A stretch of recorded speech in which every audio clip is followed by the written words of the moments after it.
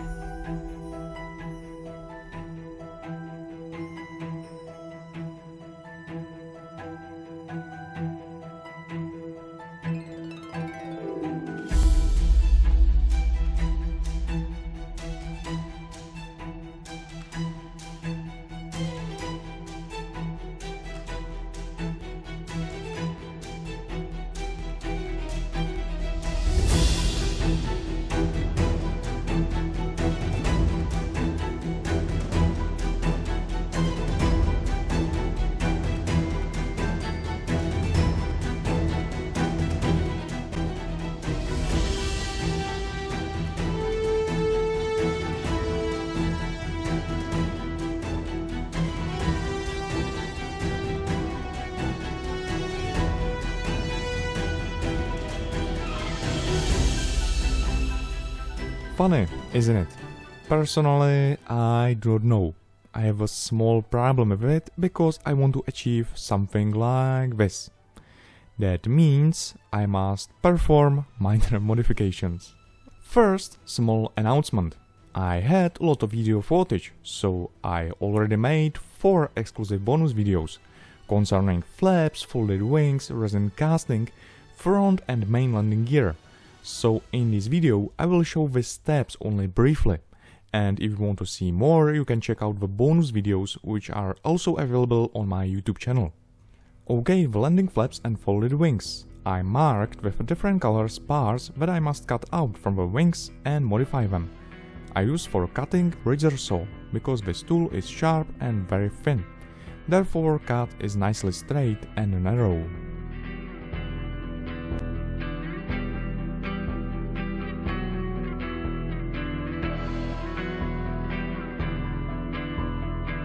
I use for more complex shapes microelectric engraver with milling cutters. You can use Dremel or Proxon. It was necessary to modify and extend shapes of the flaps, because in folded position are larger. You can use for this purpose styrene plastic boards and pate for plastic. And one more problem. I recommend thin down all railing edges. As you can see in the kit are quite thick. Okay, not one problem, because I'm going to show you more what you can improve. Try to memorize the orientation of the plates of the jet exhaust. Yes, in the kit are mirrored and are orientated towards each other. So what with this? You can buy a resin replacement set. Or you can use only left one, modify it, then make a mold and recast it from resin. Sounds easy peasy. I extended hole after cut with a 2-component epoxy putty. I use this material often because it is stronger and adhere to the surface better than milliput. I decided to make a different plate shape because it looks cooler than simple straight line.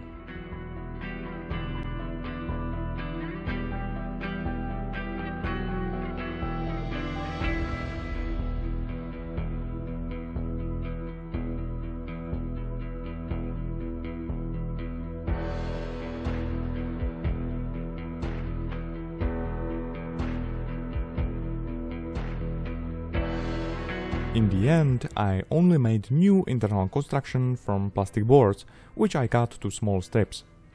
I like the difference between old and new.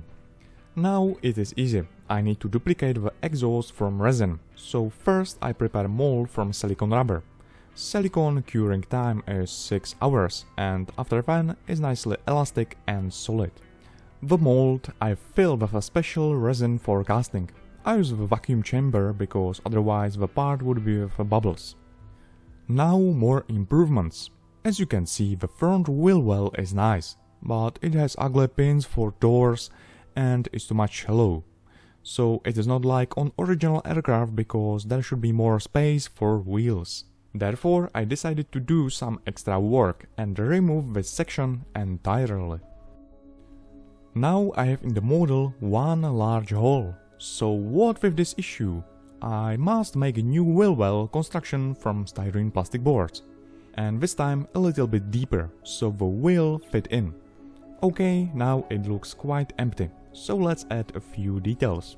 I'm using ordinary plastic boards of different thicknesses and cutting them with a sharp hobby blade.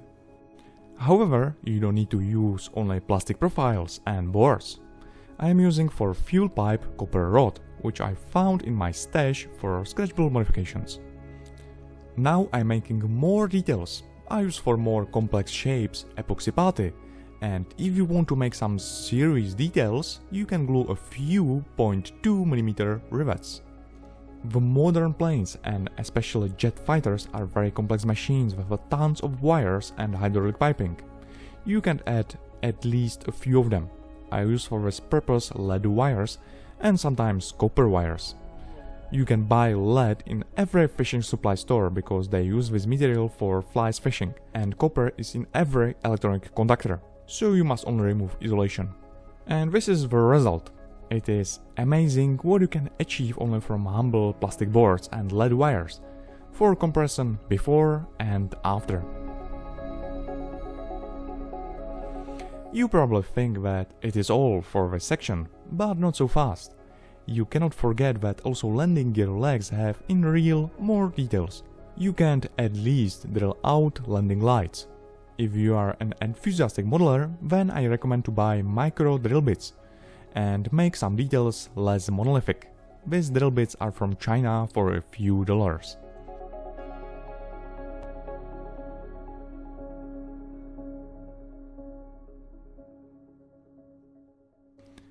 I also replaced some other details with plastic profiles, added wires and hydraulic lines for brakes. I know it is 72 scale, so it is relatively small, but I do not use magnifying glasses. The 700 scale battleships are a different story. I told you the micro grinder is a versatile tool.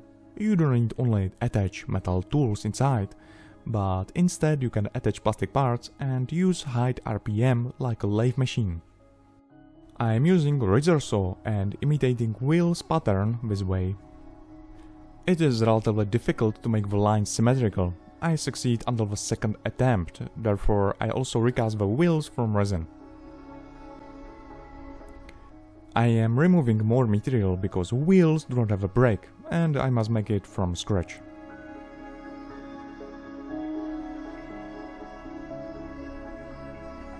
I am going to use 3 fuel tanks, rockets and bombs, so after all this extra load, it is probably logical to make the tires a little bit flattened.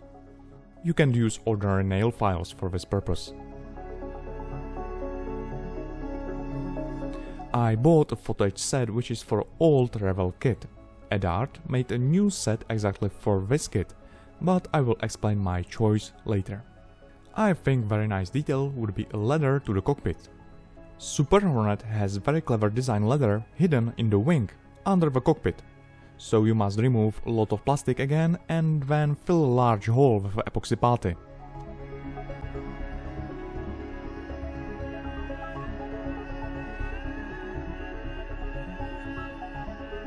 So the next part is main landing gear. It is almost the same story as with the nose gear. There are ugly supports for door pins, so the best what you can make is to remove them. If you decide to build this kit and don't want to make any other modifications, you can try at least this, because it is straightforward and quite significant improvement. And do not worry, you can glue the doors with a super glue even after painting. The plastic wheel well is in this case nice, and you don't need to make almost any improvement. The landing gear legs is a different story. You probably know that landing on aircraft carrier is not always smooth, and sometimes it looks like a controlled fall. Therefore, gears are very complex and designed for big shocks. In this kit is this part a little bit simplified and looks monolithic. So I removed the bottom joint and extended the leg size with a plastic profiles and epoxy putty. And again hydraulic for brakes from lead wires. I use for gluing this material super glue.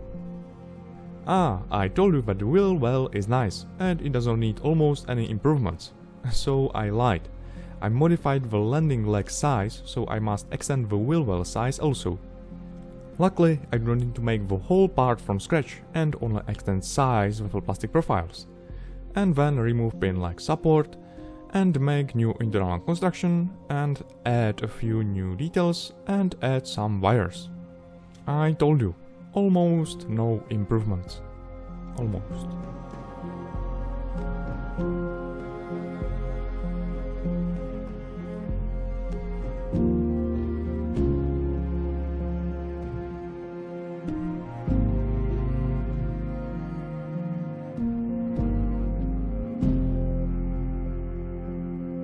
The most difficult was to set and obtain correct geometry. The legs have complicated shapes, so I struggle with this most. Now I completely understand why this section is simplified. Anyway, I am quite pleased with the result, because if you compare the old one and new one, the difference is not negligible. So that was fun. Now let's move to another section, and that is cockpit. Finally, it is my favorite part of each aircraft model. The Academy also has Super Hornet F double seat version, so it has one part for both of them. You simply cover the second seat with the fuselage with the E version. What best I can do then remove all the details and make a nuance. The photo edge set has a plate with a nice mesh structure and features, so I use it. Essential is to drill out one large square hole. Maybe you are asking yourself how I know what part to remove and which preserve. I spent a few hours of searching for proper photo documentation with nice details for each section. If you want to follow some steps, I uploaded all the photos to my OneDrive and added the link to the video description. And according to the photos of the cockpit, I realized that also the electronic box cover is wider than it should be. I use for filling minor gaps or holes Tamiya grey putty. It is only for small repairs, because in the thick layer it will create sink marks.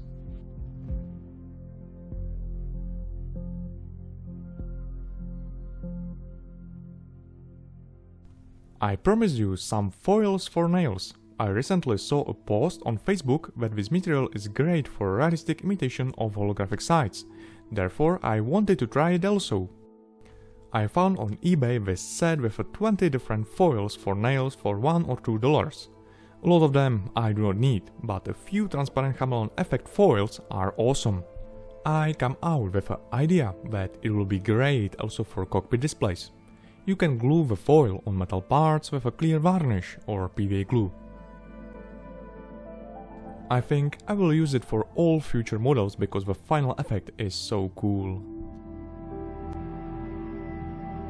Sadly, the cockpit canopy is in the kit from one piece, but I wanted it opened. This step is very dangerous, and you must be extra careful with it. I do not mean that you can cut or hurt yourself, it's completely fine if you did, but you can accidentally crack the clear plastic part. So try to use sharp razor saw, low pressure, and primarily do not hurry. As you can see, there is a mold line across the whole top side of the canopy. You can try to sand it down with a smooth nail file and polish it. Very important is to use smooth nail files or sandpapers, at least 3000 grit. Otherwise you will leave deep scratches and it will be impossible to polish it. Very handy is cotton polishing disc. Only one recommendation: do not use large RPM. you can damage or burn plastic only with a heat from friction. If you can see letters clearly in the end, then you know you did a good job.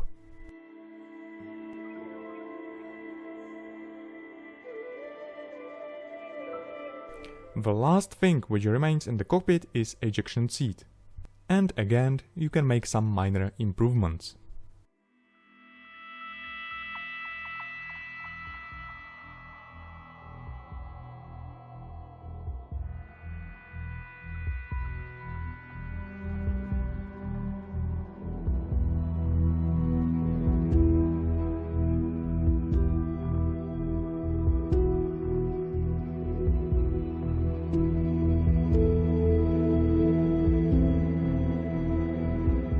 And I forgot that it is not all. Also, the mechanical system for closing canopy requires some special care.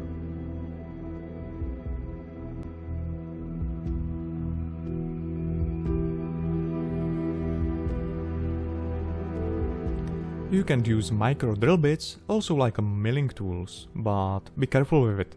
They are not primarily designed for this purpose, so if you try to bend them, they could crack.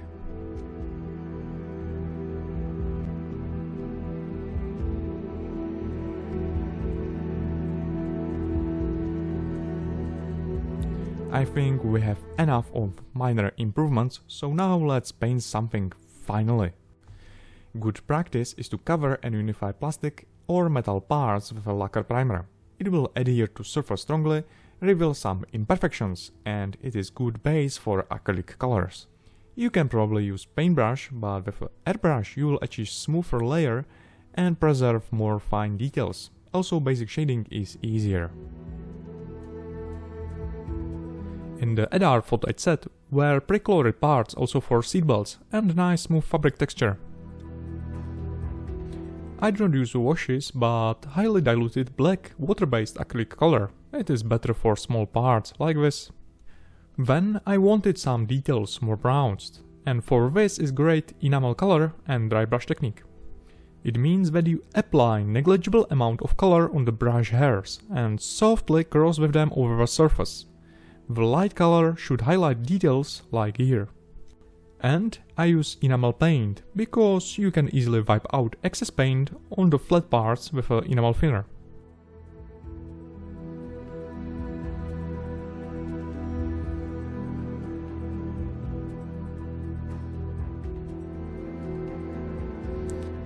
Only a few colors, details, and the seat looks more interesting and probably realistic. I mean, if you compare it again with the old one.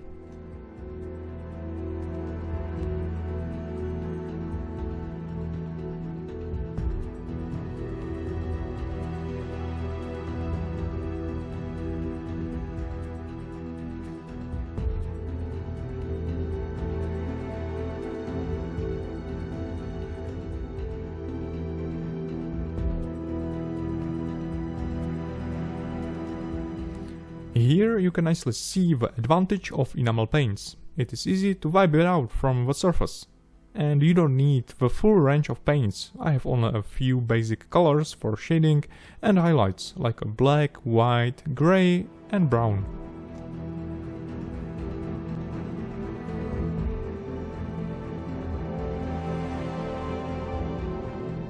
I like the display reflection so much. However, I bought this foil primarily for reflector side. It should be green under direct light and pink from the cockpit view, so I chose this foil with a similar effect. I am cutting out precise side shape from clear plastic film. I use for gluing transparent glue, but as I mentioned before, you can use PVA glue or clear varnish also.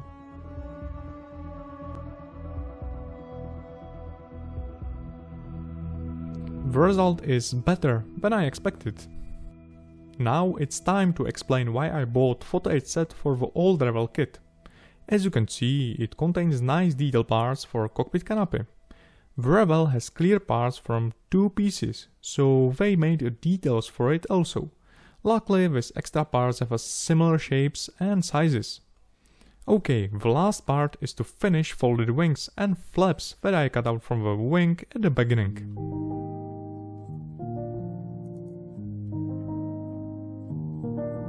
I am smoothing trailing edge on the elevator, because if you check out some photos you will notice that it should be very sharp. The kit is not designed to move the elevator down or up, but if you wish to, it is easy fix, just cut out the plastic support. The mechanism for folded wings is clever and elegant. No exposed wires or internal construction, as you are used to from older Navy planes. Also, it is relatively straightforward to make it. You need only 32 circles of different diameters and glue them together.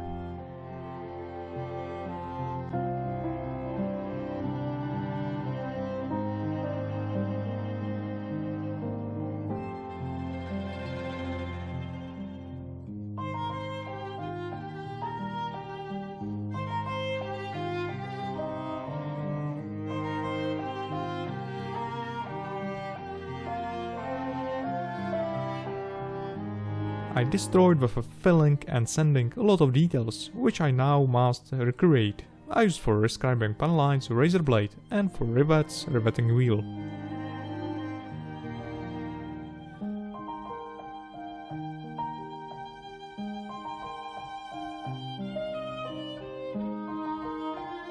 Okay, it looks interesting. I cannot wait to assemble all parts together. Over the side, I have for you good tip for pre-diluted putty for paintbrush. You don't need to buy some extra stuff and simply use old bottle from paint and fill it with a putty for plastic. Then pour the same amount of leveling thinner. I like leveling thinner, but you can use any lacquer thinner. The lacquer thinner is relatively aggressive, so this putty adheres to the surface quite strongly.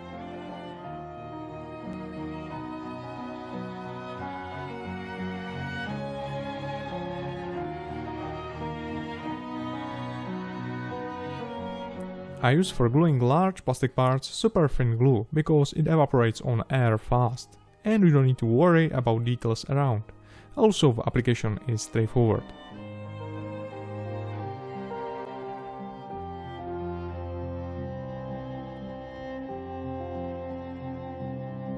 If you want to fill large gaps and holes, then I have a good experience with a 2-component epoxy putty. It adheres to the plastic surface firmly, create a solid layer, and when it's still fresh, you can smooth it with ordinary water.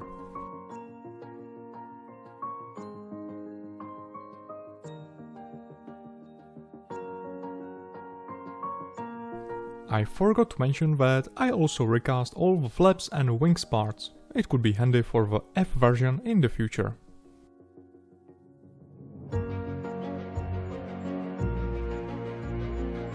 I use for gluing resin parts super glue, and the rudder position is no mistake. It is usual position for takeoff and taxiway. Also, it looks cool.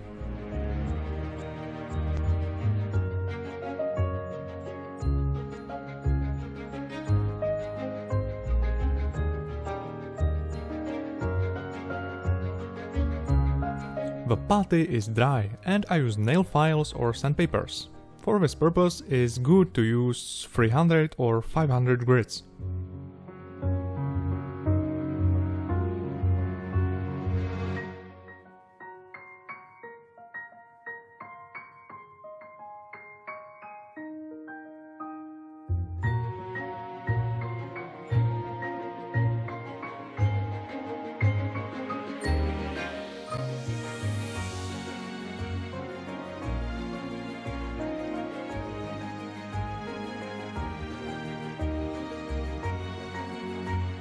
The resin exhaust isn't perfect, but this material is easy to cut or drill. I had only one mold, therefore the resin color is not the same, but otherwise are nicely identical.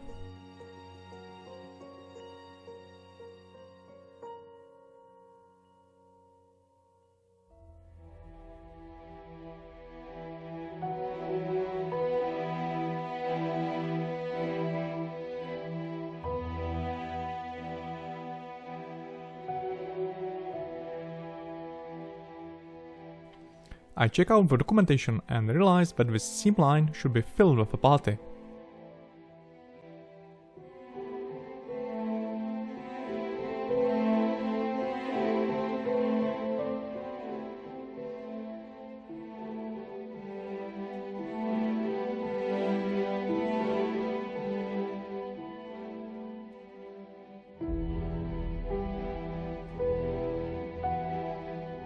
I recently learned how to make very precise resin copies, so you can see on the surface nice details like soft rivets and pan lines.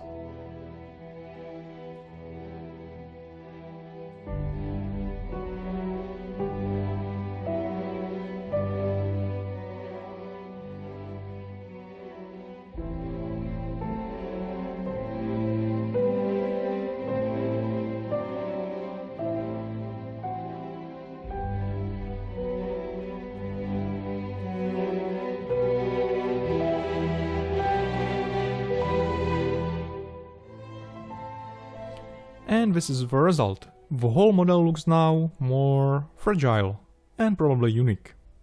I think I have enough of details and I can start painting. However, first I must cover and protect the cockpit with a cell adhesive poster gum. You can use masking tape instead, but I think this approach is easier. If you have some nice and accurate kit and didn't make a lot of sanding or modifications, then you don't need to use a primer and simply paint color first. But I did some minor improvements and rescribed pan lines, so it is essential to spray over the whole surface primer. It will reveal me imperfections like sink marks, dust, scratches, mold lines or seam lines. It is hard to smooth seam lines inside of the air intake, but you can make a special tool from skewer and sponge and paper.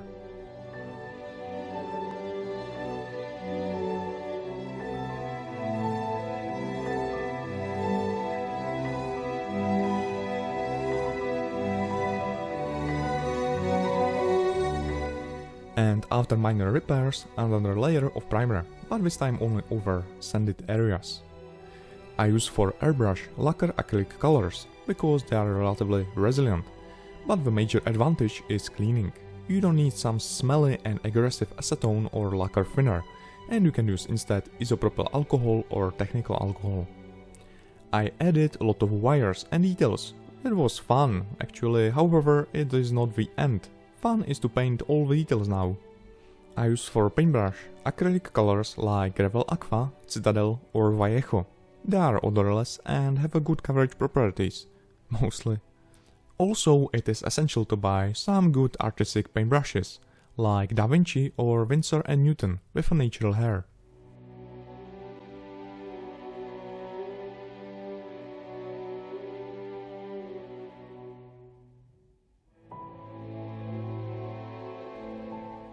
One of the best chrome paint for paintbrush is Molotov Liquid Chrome, but it isn't very resilient, therefore I use Enamel Model Master Chrome. The clear cover glass you can make from 2-component clear epoxy putty. It is definitely better than some varnish.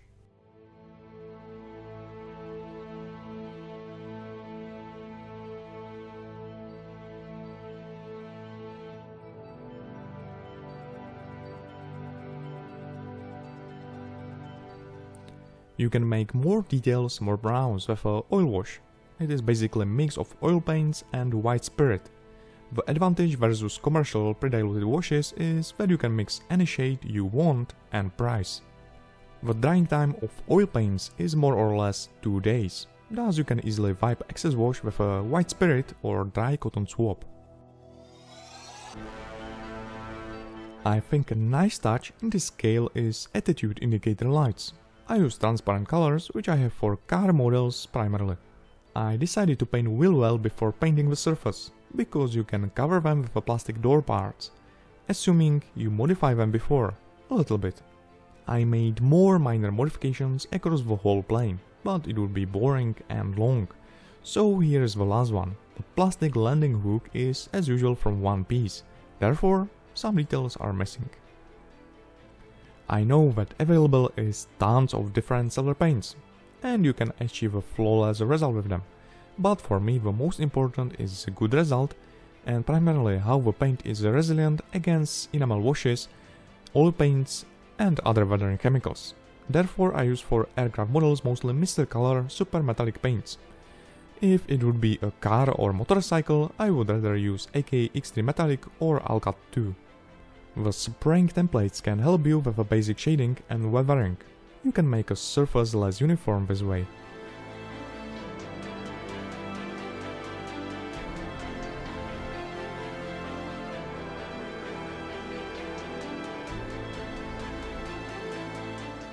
In the previous videos I used pre-shading technique. It means that you spray black paint on the pan lines and folds, but I realized that I like post-shading more. If you spray black color, then you would need to spray a thicker layer to unify the surface. With a post-shading you need a very diluted color and thus the layer is super thin. You also have a better control over the whole process, assuming if you learn how to spray with an airbrush.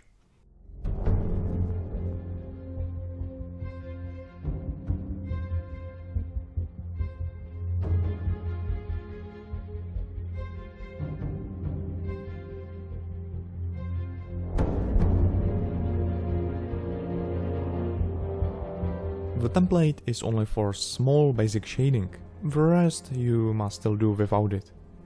The dots from template are nicely sharp, but too much pronounced, and it doesn't look nice also. Therefore you can mix a lighter color for highlights and unify stains just slightly.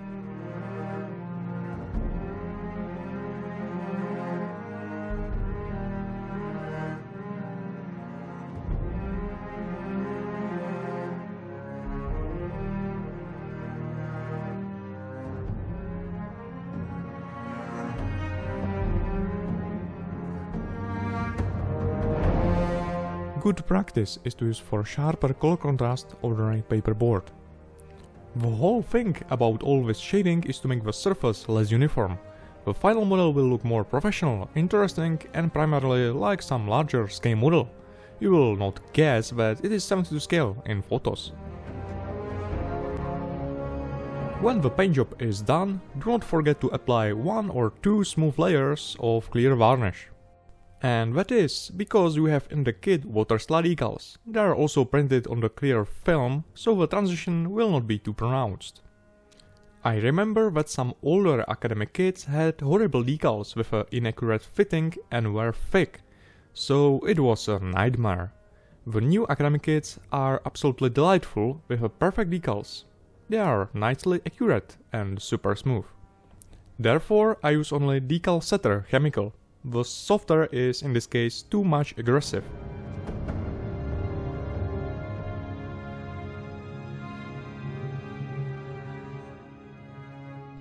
After a few minutes, all the underneath details are nicely copied. And again, 1 or 2 layers of varnish. You can smooth some edges on decals with a sandpaper.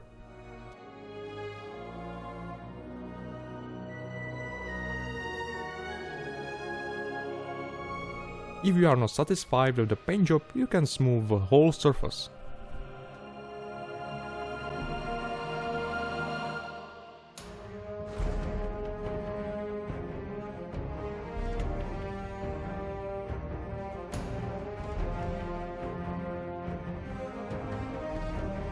If you made the improvements consistently, then the assembling is easy. Otherwise, you can struggle with a correct geometry.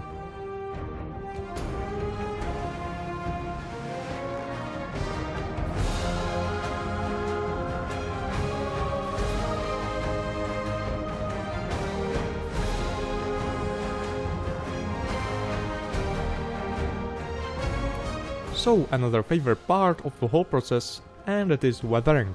I already told you that I use only oil paints for washes, so this is not the exception. I mix dark brown oil paint with a white spirit. The white spirit evaporates after a few minutes, but the oil paint is fresh for 1 or 2 days, therefore you can wipe out excess wash with a dry paper napkin. If you want to clean the surface more effectively, then you can use a little bit of white spirit again.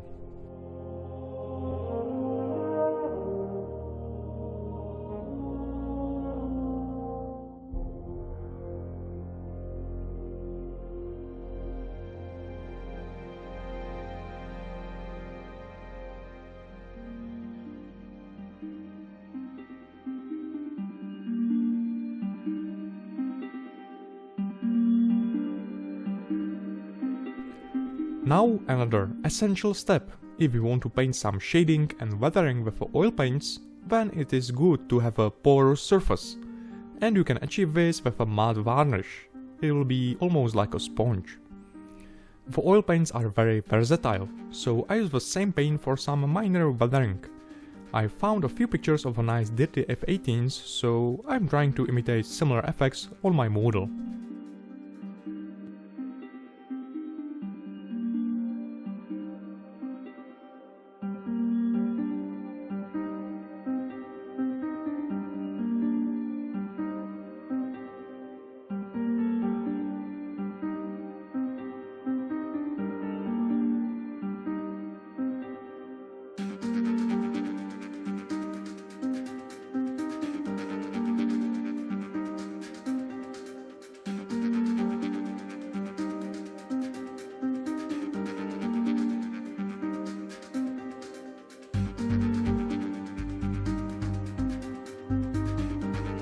You can notice a tablet in the background with a documentation. It is a very handy tool.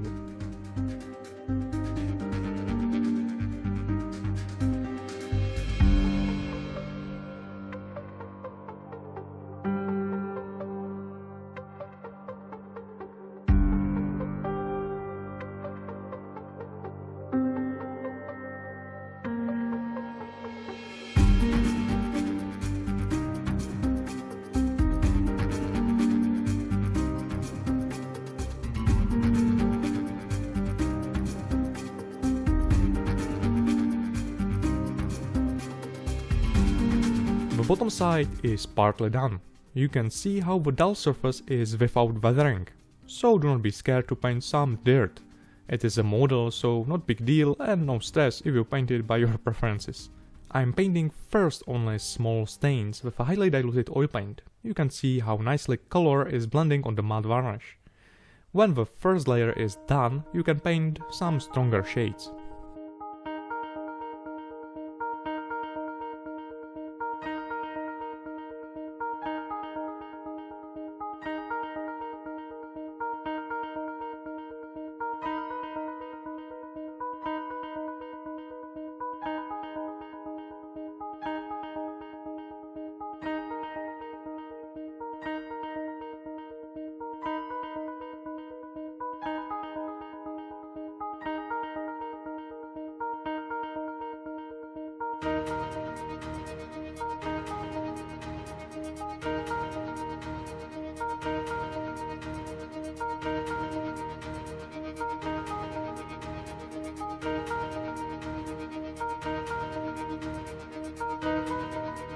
When I wanted to glue cockpit canopy, I found out that in the back section should be a plate with electronic boxes and hydraulic, so I made this fast improvement.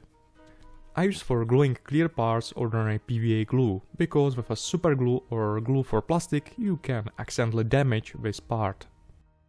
Okay, that was some project again. I expected that it would be easy and fast build with some minor improvements. But in the end, I spent almost 2 months with this model, and this video is one of the most complex that I made so far. I could make it shorter, but even so I removed almost 90% of video footage. Therefore, I made a few bonus videos.